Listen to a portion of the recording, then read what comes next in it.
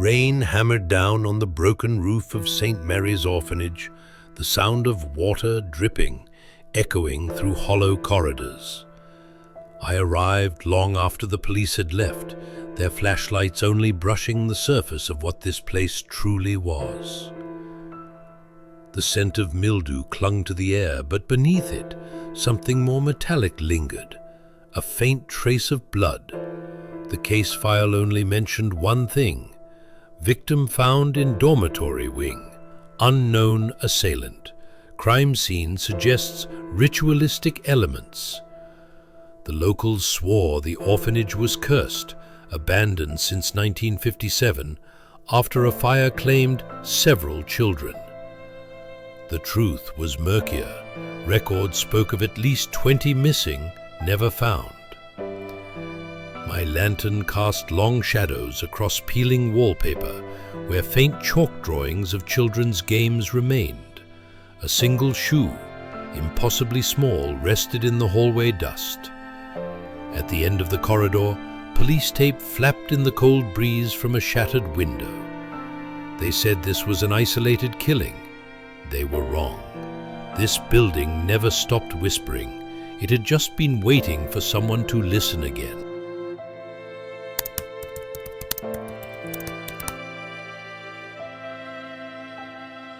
The second floor groaned under my weight as I climbed the staircase, each step protesting decades of neglect. My flashlight beam caught faded handprints along the wall, small and smudged, as if children had once tried to claw their way out. The air here was heavier, saturated with a damp chill that clung to my coat. The crime scene lay ahead, the old dormitory wing. Rusted iron bed frames stood in uneven rows, stripped of mattresses, their skeletal remains casting jagged shadows.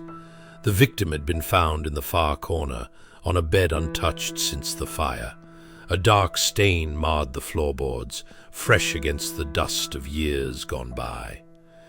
Pinned to the wall above the bed was a drawing, crude crayon lines of stick figures holding hands in a circle, one figure marked with an X.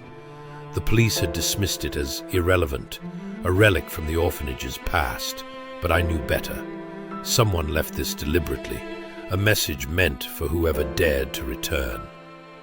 A faint sound broke the silence, not the rain outside, not the wind.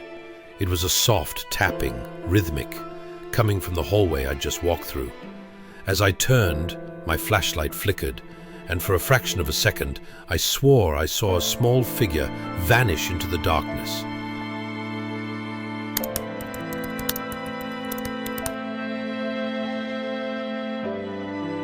I followed the sound, every nerve on edge, boots silent on rotting floorboards. The corridor stretched ahead, doors half open like crooked smiles. The darkness inside each room, breathing secrets. My beam of light swept across cracked walls, revealing faded names scrawled in childish handwriting. Anna, Joseph, Leela, all under a thin layer of grime. It felt like walking through a mausoleum for children long forgotten. At the far end, a small wooden toy lay abandoned, a spinning top, impossibly clean, as though someone had placed it there minutes ago. I knelt, gloved fingers hovering above it. The wood was warm. A sudden gust slammed a door behind me, rattling hinges and sending dust spiraling into the air. The tapping resumed, louder this time, echoing from multiple directions like tiny footsteps darting just out of sight. My instincts told me I wasn't alone, not in the human sense, not entirely. I returned to the dormitory corner, only to find the crayon drawing missing. In its place, someone had scrawled fresh words on the wall, jagged and frantic. We never left. The ink was still wet. Whoever had taken the first life here hadn't gone far, and perhaps neither had the children of St. Mary's.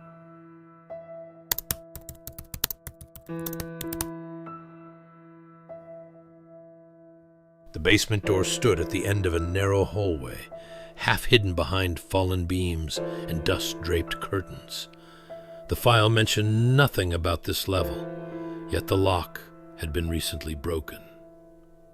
I forced it open, hinges shrieking like a warning.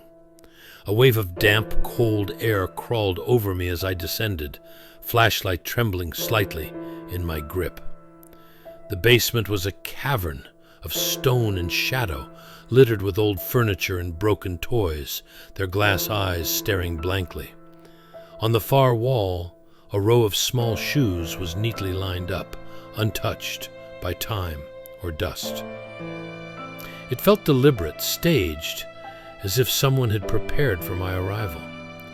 Near the center of the room, I found a small metal tin. Inside were scraps of newspaper clippings dated 1957. Headlines reading, "Children Missing in Fire," and "Orphanage Closed Amid Scandal." But on one scrap, fresh ink bled into the paper, a name I didn't recognize, Clara.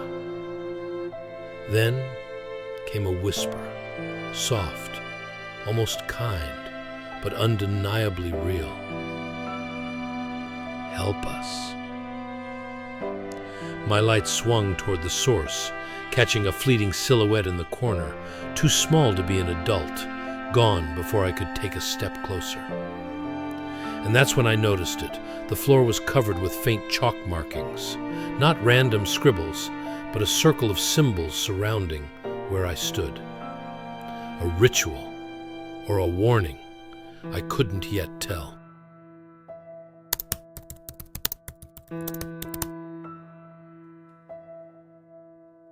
Chalk circle beneath my boots wasn't innocent.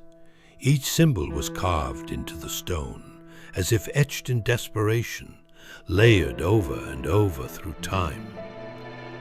A single word stood out among them. Stay. I stepped back, unwilling to find out whether it was a plea or a command. The air grew heavier, thick enough to taste, laced with soot and old smoke that didn't belong to this decade. A faint, metallic creak drew my attention. At the far end of the basement, an ancient crib swayed on rusted hinges, moving though no wind stirred the room. I approached slowly, flashlight shaking just enough to send shadows crawling across the walls. Inside the crib lay a singed, leather-bound journal. Its cover bore the initials C.M. Clara, perhaps. I opened it cautiously. The first pages were filled with drawings of children smiling beneath the sun. But further in, the sketches changed. Circles, crosses, figures with hollow eyes. The last entry read, "They promised to take us home. We never left. We never will." Before I could process it, the temperature plunged. My breath fogged the beam of light as a chorus of faint giggles floated through the basement, overlapping, echoing from every direction. It wasn't playful. It was wrong, broken, as though the laughter had been trapped and warped by decades of suffering. Somewhere above me, a floorboard groaned. Footsteps, measured, heavy, adult this time, descended the stairs. Whoever killed in this place had returned, and I was no longer the only living soul in the orphanage.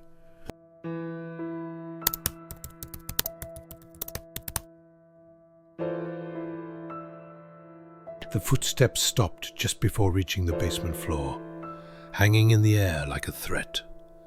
My flashlight caught only dust swirling in the stairwell, yet every instinct told me someone was there, watching. I moved silently, positioning myself behind a collapsed shelf, eyes fixed on the entrance. A shadow stretched down the wall, long and misshapen, as though the figure stood unnaturally tall. Then came the scrape of metal against stone, a knife, or something worse, dragged deliberately to announce its presence. My heartbeat slowed, sharpened. Years on the job had taught me patience could mean survival. Minutes passed, each one heavier than the last, until a low hum drifted into the room. It was a lullaby, sung off-key, cracking at the edges like a voice unused for decades. The presence never descended, never revealed itself, but its song seeped through every corner of the basement, worming its way into my thoughts. It wasn't just a haunting melody, it was calling someone, or something. When the humming stopped, silence roared in my ears. Then, a small object rolled down the stairs, clattering to a stop at my feet. A brass key, ancient, its teeth bent. A message, a challenge, or an invitation, I couldn't tell. As I reached for it, the basement lights flickered violently, even though there were no working bulbs. In the brief strobe of unnatural light, I saw them, the faint outlines of children crowding the far wall, faces blank, eyes hollow, and standing behind them, impossibly still, was a towering figure in black, its head tilting slowly toward me.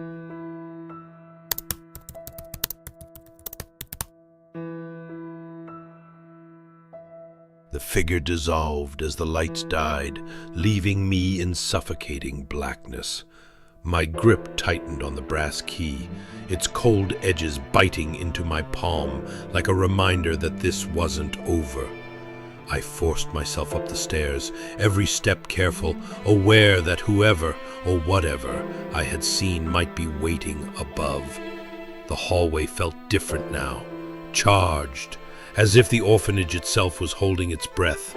I scanned each doorway, searching for movement, but only found dust and shadows. Then my light caught something new, a trapdoor partly hidden beneath torn carpet, smeared with fresh fingerprints. The key in my hand seemed made for it. With a click, the hatch opened to reveal a narrow crawl space leading toward the west wing, an area the police report hadn't covered. The passage reeked of smoke and rust, and carved into its wooden beams were children's names paired with dates, each date the night of the fire. Every few feet the names stopped, replaced by the same word scratched violently into the wood: liar. I crawled until the space widened into a small chamber lit by moonlight pouring through a broken vent. In the center lay a single iron bed frame, its sheets blackened and torn. On the wall above it, scrawled in frantic handwriting, was a chilling phrase: Clara knew, Clara told. Who was Clara? A survivor? A witness silenced long ago? The answer felt closer now, but so did the presence I'd felt downstairs.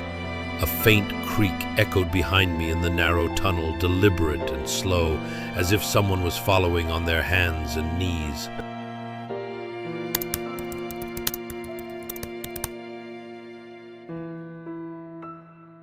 The crawl space seemed to shrink with every inch I moved forward, the air thickening like unseen hands pressing against my chest.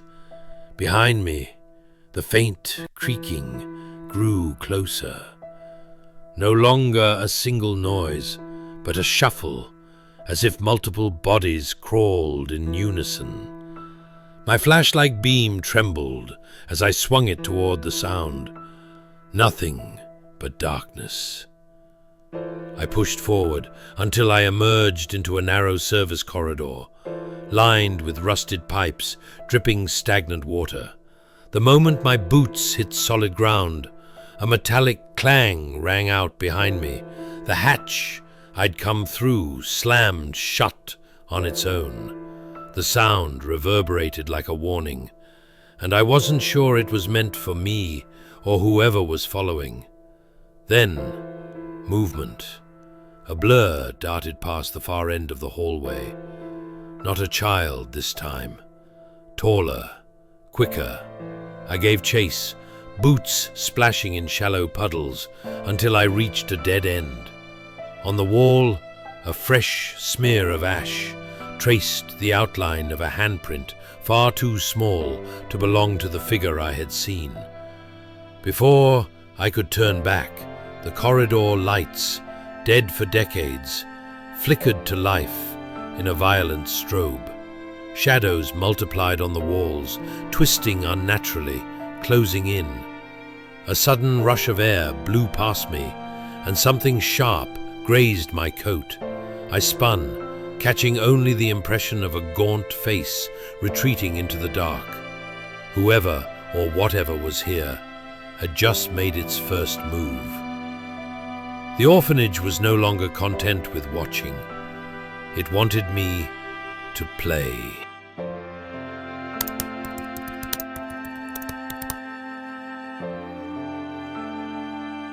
The corridor stank of rust and old fire as I moved cautiously forward, tracing the smear of ash left behind. My gloved fingers hovered over the mark. It wasn't just a handprint. It had been pressed hard, nails dragging downward as though someone had been pulled away, screaming. A tremor crawled up my spine.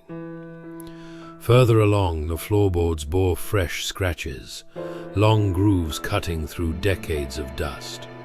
They weren't random. Something heavy had been dragged toward a side room. I followed the trail, pushing open a warped door that let out a low moan on its hinges. Inside, the air was colder, dense and suffocating. In the corner, a child's wooden chair sat upright, its seat stained dark as though time hadn't touched it. On the chair, a small paper tag dangled from string, the ink fresh and deliberate. One returned. My flashlight beam caught another detail. Claw marks along the walls, too high to belong to a child. Whatever roamed here wasn't only human. The silence was heavy, pressing against my ears until I noticed it wasn't silence at all. A faint rasping sound came from beneath the floor, labored breathing, uneven and close. Before I could kneel to investigate, something banged violently against the floorboards from below, rattling the room. Dust poured from the ceiling. The banging grew louder, faster, as if something trapped underneath wanted out. And it wasn't begging, it was trying to break free.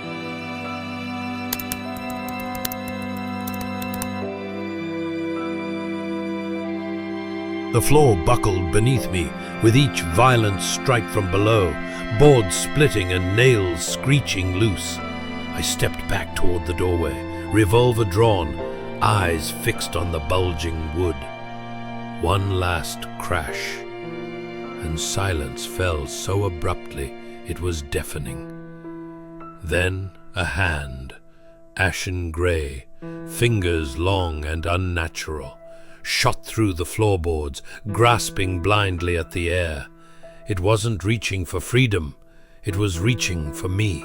I fired once, the sound ripping through the orphanage's suffocating stillness. The hand recoiled, dragging itself back into the dark void below. Heart pounding, I crouched to inspect the hole it had left behind. No body, no trace of blood, only a torn fragment of fabric clinging to a splintered plank. It was part of an old nurse's uniform, scorched and brittle, but recently disturbed. The name stitched on it was barely legible, Clara M. I barely had time to process the discovery before a whisper slithered through the corridor behind me. It was low, deliberate, and spoken in a child's voice. "He's still here." My beam of light darted toward the sound, catching nothing but dust. But something had changed. The orphanage no longer felt abandoned. It felt alive, breathing, every shadow pulsing closer. Whoever Clara was, she had tried to expose a truth buried here. Someone had silenced her once. And now, decades later, they weren't done hunting.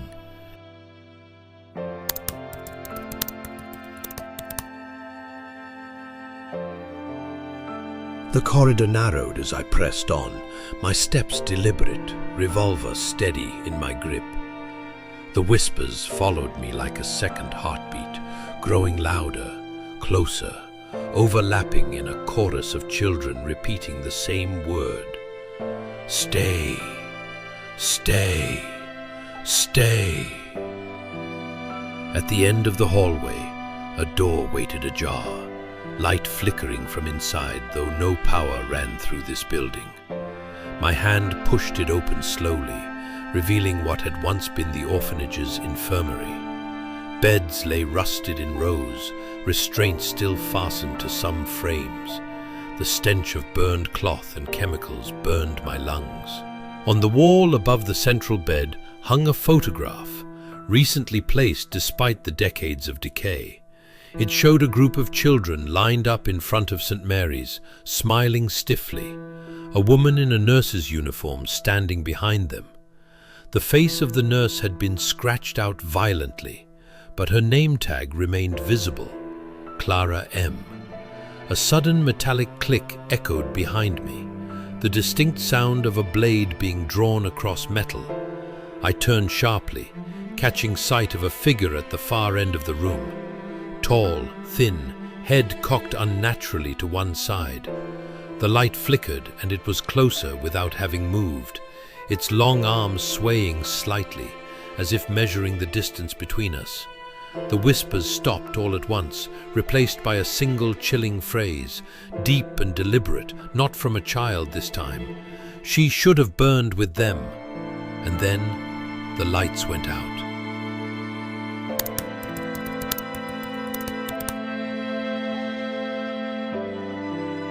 Darkness swallowed the infirmary whole, my flashlight flickering like a dying heartbeat. I stepped back slowly, revolver raised, ears straining for the faintest sound. Then it came. A dragging step, deliberate, scraping across the warped floorboards. The figure wasn't rushing. It wanted me to know it was coming. A glint of steel flashed as the light sputtered, the blade in its hand, catching what little illumination remained. I fired once into the dark. The echo rolled through the orphanage, but no cry followed. Just silence. And then the sound of something climbing, not walking, moving across the ceiling like a spider.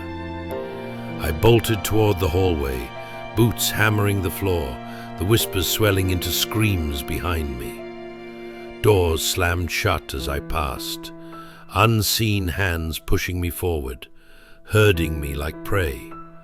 I reached the staircase, only to find the path blocked by overturned furniture, stacked deliberately.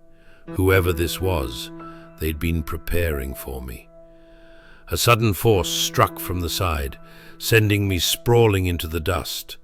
The blade missed by inches, slicing deep into the wood where my head had been. I rolled, fired twice, hitting nothing but walls as the figure melted back into shadow with inhuman speed. My pulse roared in my ears as I scrambled to my feet, lungs burning. The orphanage wasn't just haunted, it was a hunting ground, and tonight I was the only living thing left to chase.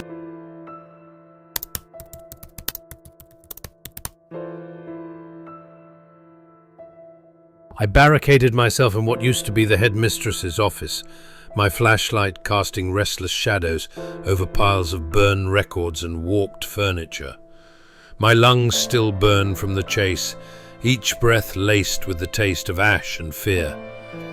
Somewhere outside, footsteps circled the hallway, slow and patient, as if the killer knew I wasn't going anywhere. On the desk lay a scorched ledger, its pages brittle but legible. It listed children's names, ages, and dates of admission. The last few entries were darker, scribbled over in frantic ink. Special treatments. Quiet children only. Beside these words was a signature I hadn't seen before. Dr. Harold Morrow. As I flipped the page, a loose photograph slid free, showing the same man in a physician's coat, standing beside Nurse Clara. She smiled faintly while his face looked wrong, eyes too cold, too distant. In the corner of the photo, a child's handwriting read, "He made us sleep." A creak outside the door snapped me back. A voice followed, low and steady, just beyond the threshold. Clara couldn't save them. Neither can you. My revolver trained on the handle as it turned slowly, metal whining against metal. For the first time tonight, I felt certain. The figure stalking me wasn't a phantom of the fire.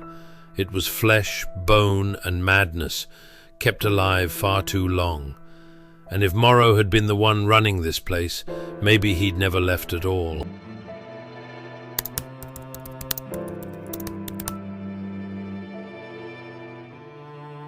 The door burst inward with a force that splintered wood, sending shards across the office floor. A towering silhouette filled the doorway, shoulders hunched unnaturally, a long, rusted scalpel glinting in one hand. My revolver fired, deafening in the cramped space, but the figure barely flinched, retreating into the hall only to circle like a predator, stalking its prey. I overturned the desk for cover, reloading with shaking hands. Every instinct screamed to run, but there was nowhere left to go. The footsteps returned, slow and deliberate, accompanied by a rasping breath that wasn't fully human. Then, in a sudden blur of movement, the figure lunged through the doorway. We crashed to the floor, the scalpel missing my throat by inches. My elbow struck his mask, a cracked, soot-stained relic of a doctor's face shield, revealing sunken eyes beneath.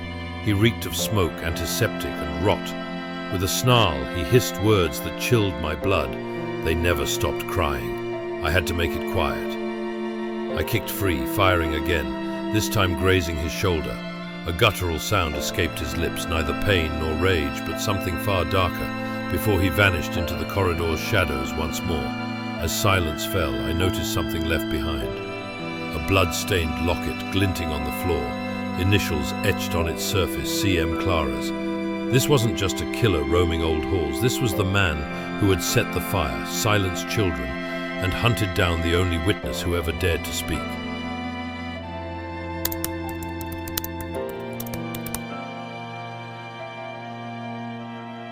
I followed the blood trail down to the boiler room where it had all begun decades ago. The air was thick with smoke residue, as if the fire had never truly died. Pipes hissed softly, leaking steam that curled around my legs like restless spirits. At the far end stood Dr. Harold Morrow, mask discarded, his gaunt face illuminated by the flicker of a single candle. In his hand the scalpel twitched nervously, but his eyes burned with a twisted calm. "They wouldn't stop screaming," he rasped, voice cracking with age and madness. "Clara tried to take them away. She wanted to tell the world what I'd done." His gaze shifted to the old furnace beside him, its door hanging open, blackened by time. "So I gave them silence, one by one." Rage surged in my chest, but training kept my hand steady as I leveled the revolver. "It ends tonight, Morrow." He smiled faintly, a hollow stretch of lips, and stepped closer to the furnace. "They're still here, Detective. They never left me."